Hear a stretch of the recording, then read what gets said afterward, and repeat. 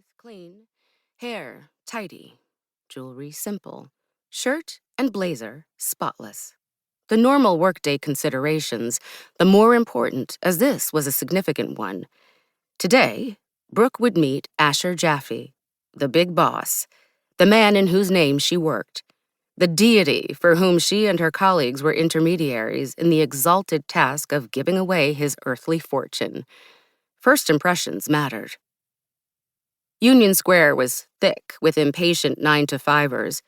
The doors took a moment to open, a beat so automated grates could slide forward to bridge the gap between train and platform. This brief hesitation drove people to frowns, grimaces, near despair. Once upon a time, Brooke would have leapt from her seat, back of her hand against the door instead of on the greasy bar, pushed through the crowd and transferred to the express train that would carry her into the Bronx. There was still that muscle memory of the commute she'd navigated for 9 years as a teacher at the Endeavor School, and it was a relief that this was no longer her fate.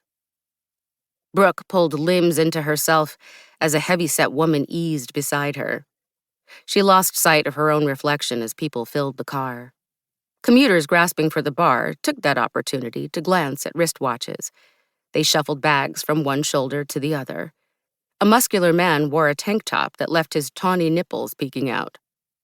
There was a bewildered family of tourists, eyes searching for some confirmation that this was the way they sought. But the universe offered them only another garbled announcement. New Yorker born and bred, Brooke was adept at noticing as well as ignoring all of this. The very reason she didn't fear a subway pricker. She was impervious. Someone in the car was playing Candy Crush with their phone's volume turned up. Brooke closed her eyes. The game's electric racket reminded her of the bell at Endeavor, which would be sounding even then, beginning the school day. That bell no longer dictated her life. There was no signal necessary to remind her that she was due in the conference room of their too-large suite soon to shake hands with Asher Jaffe. Adults did not need prompting, reminding of their obligations, and this job made Brooke feel, perhaps for the first time, truly grown up. She opened her eyes because the train had stopped short of 23rd Street. The people around her frowned and sighed and looked heavenward, though everyone knew such interruptions were to be expected. Brooke took out her phone because what else was there to do with these found fallow moments? She looked at the headlines, anodyne that day. The good luck of a boring moment in the world's long history. Obama's placid America. She put the phone back into her canvas tote bag, looked from left to right, much as those flustered tourists had. Sure, there was some explanation in the offing. A minute might pass this way, but 2, even 3, and you understood, if you knew the city, its rhythms and signs, that something was wrong. Attention, attention, because of a police investigation at 42nd Street, all uptown 4, 5, and 6 trains are experiencing delays. The sunny conductor repeated this boilerplate. People talked back, almost jeered, sucked teeth, and reached into bags and pockets for phones, hoping for a signal so they might inform receptionists, bosses, clients, and colleagues that there was some problem on the subway.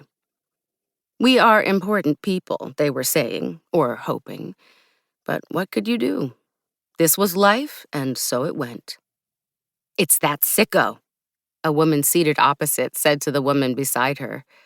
Brooke could not tell whether the two were friends or simply allied by the common cause of irritation. Brooke didn't think it was that sicko because Brooke didn't believe in him. She thought the pricker like Santa Claus or the Tooth Fairy, real only if you believed him to be. 3 women felt something touch their bare skin, reported some alien sensation. Come on. Brooke respected imagination's power. She'd read about a gaggle of 10th graders who, through admirable mental focus, stopped their menstruation, swelled with nothing at all, 5 pretend pregnancies, a pact of sorts. Forget positive, the power of thinking at all.